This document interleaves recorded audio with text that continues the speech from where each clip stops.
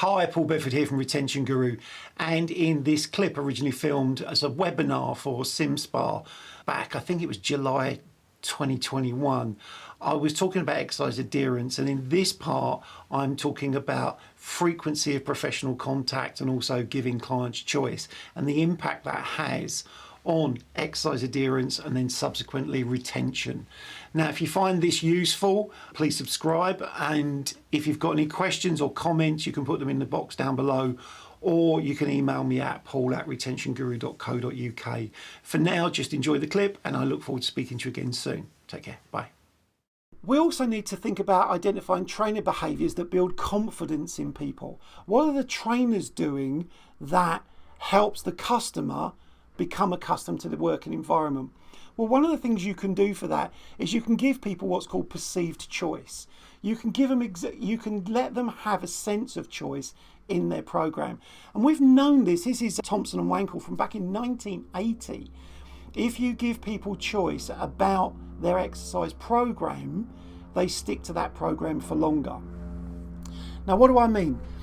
What I mean is you give them choices. You say, now, do you want to include cardiovascular training and resistance, or do you want to just do free weights?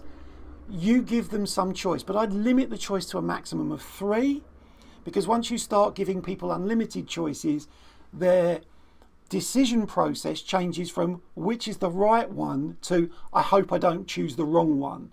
So I'd be saying to people things like, did you want to train up to 45 minutes or for more than 45 minutes? Were you looking to train 2 times a week or 3 times a week? So there's a perception of choice, but actually I'm presenting those choices. I'm the one that's saying, do you want this or do you want this? When people are involved in that process, they tend to stick to it because they've been in part of the decision process. They feel like they own it. If we do pure prescriptions, often people don't stick to them as much when we leave them to exercise on their own. So we need to think about giving people choice. We also need to think about the amount of professional contact someone gets. And again, you know, this is a lot of the research that I've done and sort of learned from doing. This was way back in 1995. But actually, if you have high contact with a member of staff, it actually increases the length of time people stay within your business. And I know, you know, the research that I do almost on a daily and weekly basis around staff interactions with customers and how long that keeps people just reinforces that again and again and again.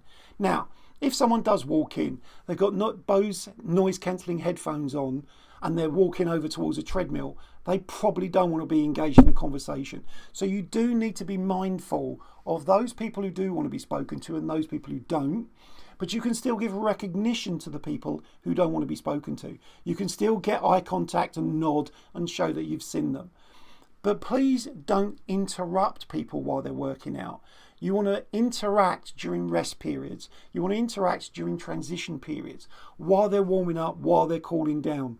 Maybe while they're resting between sets. But if they're laying on the bench and they've got 100 kilos on the bench and they're really struggling, you might intervene and say, do you want me to spot you?